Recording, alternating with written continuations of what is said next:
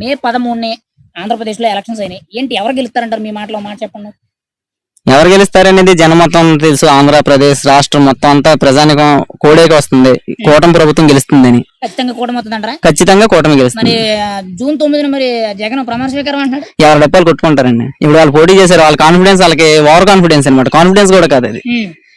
9వ తారీఖు ప్రమాణ స్వీకారం ముందు గెలవాలి కదా, రిజల్టే రాలేదు. మరి లాస్ట్ టైం 151 వచ్చి అంతకు మించి వస్తాయని చెప్తున్నాడు ఆయన.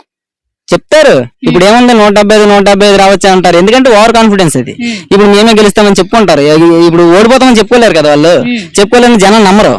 వాళ్ళు నమ్మే పరిస్థితి కూడా లేదు. ఓట్లు కూడా ఎవరు వేలు లోపాయకారంగా ఉన్నారు. అంటే ఎవరికాలు భయపడుతూ ఉన్నారు. అంతమించి రౌడీ రాజ్యం వల్ల.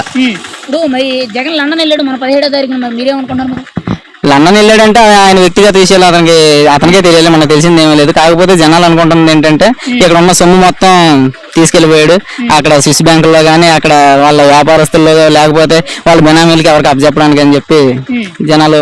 అంటే కొంతమంది ఆంధ్రప్రదేశ్ ప్రజల్లో మేము మాట్లాడితే ఏమంటున్నారంటే మే 31వ తారీఖున జగన్మోహన్ రెడ్డి ఇండియాకి రిటర్న్ వస్తే వైసీపీ గెలిచే అవకాశాలు ఎక్కువగా ఉంటాయి. మే 31న జగన్మోహన్ రెడ్డి ఇండియాకి రావట్లేదు అని అంటే ఓడిపోయే అవకాశాలు ఎక్కువగా ఉన్నాయంటే సమాచారం అంటున్నారు. మరి మీరేమంటారు? అంటే రిజల్ట్ తర్వాత వస్తే వచ్చాడు, లేకపోతే లేదండి. 31వ తారీఖు కదా రిజల్ట్, 4వ తారీఖున.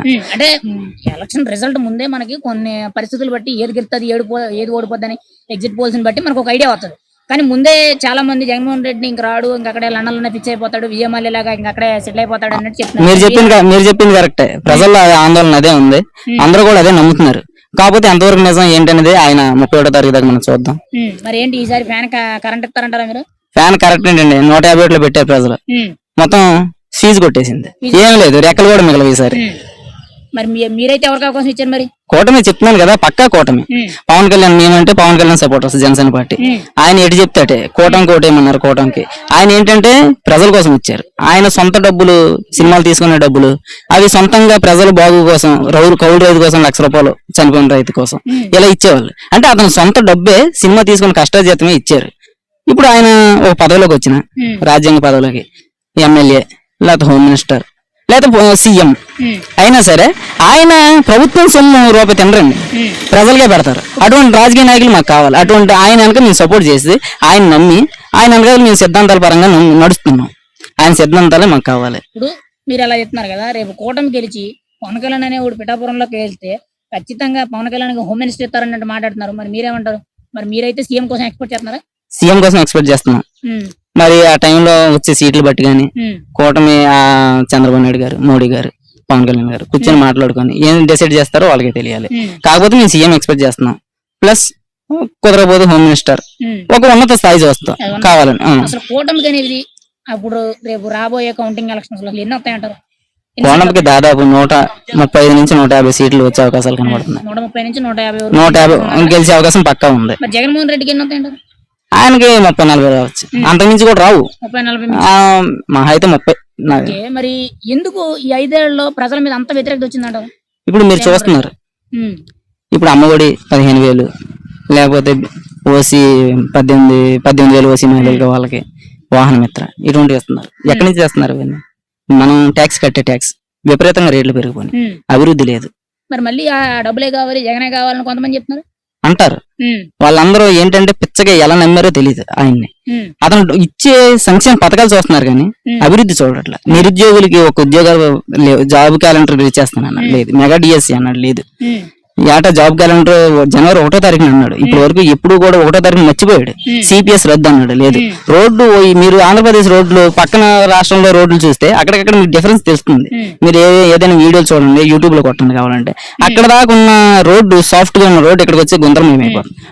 ఇప్పుడు ఆంధ్రప్రదేశ్ లో ఇన్ని సమస్యలు ఉన్నాయని మీరే చెప్తున్నారు కదా, మరి ఇన్ని సమస్యలు ఉంచుకొని కూడా ఆయన సాల్వ్ చేయకుండా ప్రజల దగ్గర నుంచి మళ్ళీ నాకు ఓట్లు పడ్డాయి, మళ్ళీ 151 కంటే ఇంకా ఎక్కువ సీట్లు గెలుతాను, ఎవరు ఊహించండి రికార్డ్ బ్రేక్ చేస్తానని చెప్తున్నాడు. ఎలా అంటారు? అతను ఓవర్ కాన్ఫిడెన్స్ ఏంటంటే ఓన్లీ సంక్షేమ పథకాలు మాత్రం అతను నమ్ముకున్నాడు. ప్రజలు ఆలోచించేది ఏంటంటే ఒక ఎంప్లాయ్ గానీ, ఒక టీచర్ గానీ, గవర్నమెంట్ ఎంప్లాయ్ గానీ వాళ్ళకి వచ్చినటువంటి ఈ ఇబ్బందులు, ఈ 5 సంవత్సరాల్లో పడ్డ ఆర్థిక ఇబ్బందులు గానీ, టైంకి జీతాలు పడకపోవడం గానీ వాళ్ళకి తెలుస్తుంది ఇబ్బంది ఏంటో. వాళ్ళు ఎవరు కూడా ఓటేయరు, నమ్మే ప్రసక్తి లేదు. కాకపోతే బయటికి చెప్పరు. ఇప్పుడు మీరు అన్నారు కదా ప్రభుత్వ ఉద్యోగులకు కూడా ఇబ్బంది అయ్యింది 5 ఏళ్ళని అంటారు కదా. మనం చూసుకుంటే ఎలక్షన్ టైంలో పోలీసు వాళ్ళు కూడా టీడీపీ పార్టీకి కూటమికే సపోర్ట్ చేశారు. కొన్ని అల్లర్లు జరిగినప్పుడు ఇబ్బంది పడి పెట్టారు. అది ఎప్పుడు వైసీపీ సపోర్ట్ ఉండేవాళ్ళు ఇప్పుడేమో టీడీపీ సపోర్ట్ ఉన్నారు అన్నట్టు కొంతమంది లే- చెప్తున్నారు. లేదండి అది టీడీపీ ఎంతవరకు సపోర్ట్ correct అంటారు ఈ time లో? టీడీపీ సపోర్ట్ ఏం కాదు. ఇప్పుడు ఎలక్షన్ కమిషన్ ఇప్పుడు నిర్వర్తించేది మొత్తం ఎలక్షన్ కమిషన్ బాధ్యత, రాష్ట్ర బాధ్యత అంతా. ఉమ్, ఇతను ఆపద్దాల ముఖ్యమంత్రి మాత్రమే. కాకపోతే ఇతను ముఖ్యమంత్రి టైంలో ఉంటుండగా వాళ్ళకి నచ్చిన వ్యక్తుల్ని, వాళ్ళకి కావాల్సిన బంధువుల్ని, వాళ్ళని, వాళ్ళ క్యాస్ట్ కి సంబంధించిన వాళ్ళని అధికారులుగా ఉమ్, వీళ్ళని ఎంచుకున్నాడు. అంటే ఒక సిఎస్ గాని, డీజీపీ గాని, ఈ ఎస్పీలు, డిఎస్పీలు, అది ఈ ఎస్ఐలు, సిఐలు వీళ్ళందరినీ వాళ్ళకి సంబంధించిన వాళ్ళ దగ్గర బంధువుల్ని, దగ్గర వ్యక్తుల్ని, వాళ్ళకి అనుకూలంగా ఉన్న అధికారులు మాత్రం వేసుకున్నాడు. వాళ్ళు ఇతనికి ఈ రోజు ఈ విధంగా సపోర్ట్ చేస్తున్నారు. లేకపోతే ఇంత అల్లరి జరుగుతున్నాయి. లైక్ తిరుపతి, తాడిపత్రి, ఉమ్, గురజాల నియోజకవర్గం, ఓకే. సత్తెనపల్లి ఇటువంటి ఏరియాలో రాష్ట్రంలో ఎక్కడ ఏం జరిగినా సరే అన్ని వ్యవస్థల్లో కూడా దానికి సంబంధించిన అధికారులు అందరూ రెడ్డిస్ క్యాస్ట్ కి సంబంధించే ఉన్నారంటారు. మాక్సిమం 90%. 90%. రెడ్డిస్ కాకపోతే జగన్మోహన్ రెడ్డి పవన్ కళ్యాణ్ కుల రాజకీయాలు చేస్తున్నాడని చెప్తున్నాడు. మరి జగన్మోహన్ రెడ్డి చేసేది కూడా అదే కదా. పవన్ కళ్యాణ్ గారు ఉమ్, కుల రాజకీయాలు ఇప్పుడు చేయాలి. అతను రెల్లి కులాన్ని స్వీకరించాడు స్వయంగా. ఉమ్, అతను కాపు క్యాస్ట్ అయినా సరే అతను స్వీకరించిన అంటే ప్రతి కులం కూడా చిన్న తక్కువ ఎక్కువ అని చూడ్డు ఆయన. ఉమ్, కులాలుగా పరంగా మాత్రం రాజకీయాలు చేయడం ఆయన. ప్రతి కులాన్ని స్వీకరిస్తాడు, దగ్గరగా చూస్తాడు. అది. జాతి మత గౌరవం ఆ భేదాభిప్రాయాలు ఏముండవు అతనికి. అది. ఫైనల్ గా అయితే ఒక మాట, అసలు పవన్ కళ్యాణ్ అయితే మీరైతే ఏ పొజిషన్ లో చూడాలనుకుంటున్నారు? చెప్పానుగా ఉన్నత వస్తే సీఎం సీఎం. అది. సీఎం మరి జగన్మోహన్ రెడ్డి ఈసారి సీఎం అవుతానంటున్నాడు. అయ్యే ఎవరు ఛాన్స్ లేదా? లేరని చెప్తున్నాను. 30 సీట్లు తేలా సీఎం. 30 మా అయితే 40 సీట్లు అది సీఎం అయ్యే అవకాశాలు లేవు. లేదంటారు. పోనీ ఫైనల్ గా ఒక క్వశ్చన్, అసలు లండన్ నేను తిరిగి వస్తాడంటారా? మేబీ చెప్పలేం, రావచ్చు రాకపోవచ్చు. Hmm. ఇప్పుడున్న సిచ్యువేషన్ అతనికి ఎక్కడి నుంచి ఇంటెలిజెన్స్ రిపోర్టులు కానీ వీళ్ళ పార్టీ నాయకులు రిపోర్టులు ఏమైనా పంపించి ఉండొచ్చు. ఒకవేళ వాళ్ళకి అనుకూలంగా ఉంది 100% అనుకూలంగా ఉండే ఛాన్సే లేదు.